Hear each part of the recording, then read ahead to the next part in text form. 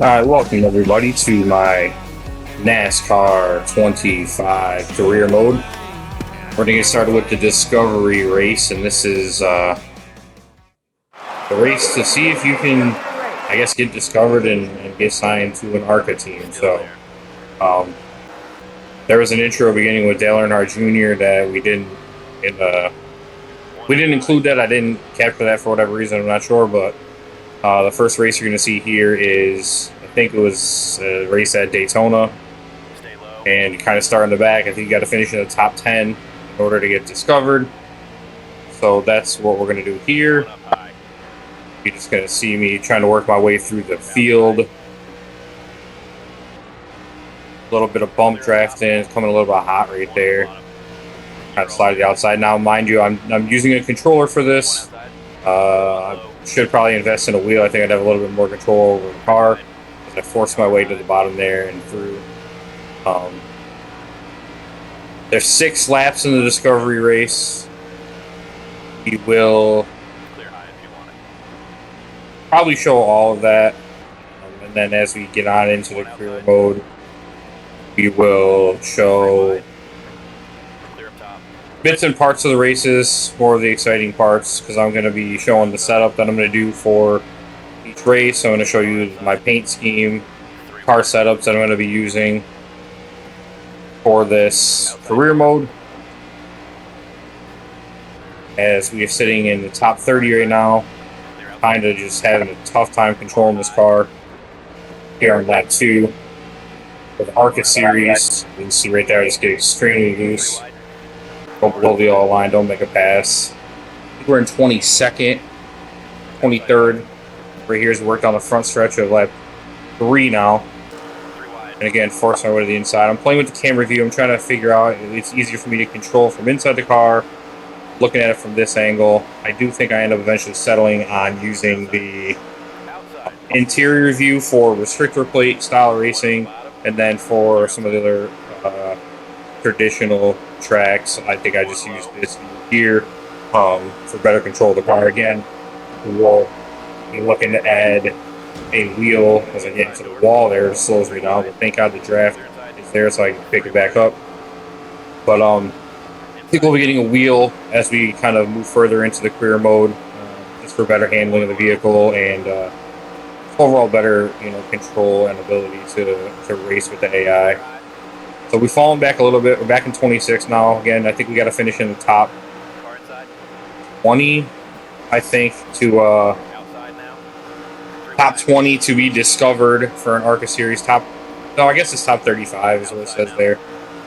We will easily be able to do that. A lot of bumping, but you know what they say. Bumping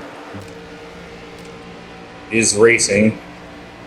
So we went back to the interior view, and again, you can see I just have a little bit better control the vehicle, staying lined up with the car behind me. As I struggle to do that here with LeVar Scott. Back up to 21st. And I think couldn't squeeze in the bottom there as we complete lap 4, moving to lap 5 here of the Discovery race. Pushing 187, 188, almost 190. I forced myself to the bottom. Get into the rear quarter panel of that vehicle there is moving to 17th. I'm kind of hugging the yellow line here. Trying to stay with the drafts. Kind of broken into 2 packs, and I'm leading pack 2. But the draft is going to push us right back up, catch pack 1. Coming in high here, 191. No brakes, just kind of feather the throttle a little bit to try to maintain control. Come out of turn 4 to finish lap 5, moving to our final lap of the Discovery race. See if we can make it to the Arca Series. All of Alex Chubb, we're running an 8th at this point. Will we potentially win this thing? Who knows? But we're going to see what we can do. Take the final time going down the back stretch.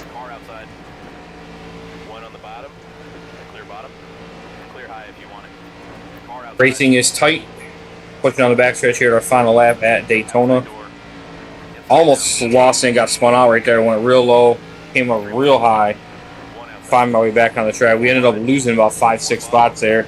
I think a car just got turned in front of us. The racing was very intense here. 12th place. Unfortunately, we are not going to be able to catch that group in front of us. I switched to the view here just so we can take a look at everything as we approach the final time here at Daytona. We finished 12th. Obviously, the goal was met. We're going to get an Arca Series offer. Isabella Robusto takes down the Discovery race. So there's going to be rep points, as you can see, based on like how you finish. If you qualify well, if you do well on the pole, you get rep points. That's going to help you develop through the series. Here is a look. You get some social media stuff that happens after every race. Drivers are happy with you, unhappy with you. You can see there was some that, quite frankly, didn't like the way I was racing. So when I transition out of that, you get a recap after every race, and we'll talk about that. It shows you how much money you earned, what your sponsors pay you, if there's any incentive payouts for meeting goals in practice and goals in qualifying, and then obviously where you finish in the race. One cool thing I enjoy about it is you do take your car does take damage, and you do got to spend points, which you're going to see as we go through what happens after every race. You go to the race shop, and there's some tasks. Your car takes a beating, you got to fix it up. There's your PR manager, that's your crew chief, and then obviously you got to fix your car. So what you can see here is we got a level 3 engine, our level 3 body, level 1. You can upgrade. So you can upgrade your body, you can upgrade your chassis, you can upgrade your transmission, you can upgrade your engine. I think that's what it is. Chassis, engine, and suspension rather. And you spend money. So if you look in the upper right corner there, you can see you get money based on what your sponsors pay you and incentive payouts and things like that. And so here I'm just buying some stuff, trying to get the car better as we actually get into an Arca season.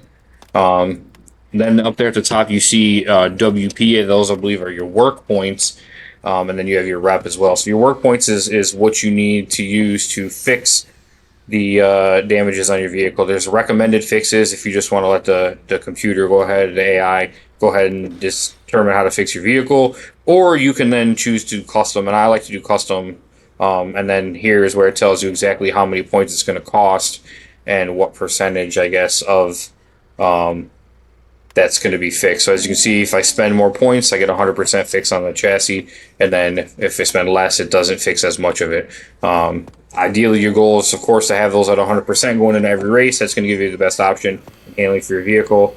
And then once you've selected it, you just hold down, I'm on PlayStation, so you hold down X, and the work is complete, and now you're ready to go into the second race week. So once you're ready to race, you go ahead and get right in there. So now we're going to go ahead and go to the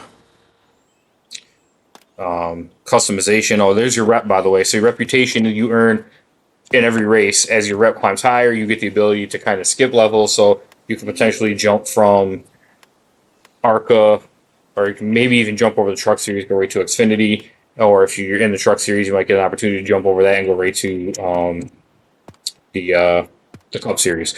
But here we're going to get into the paint scheme.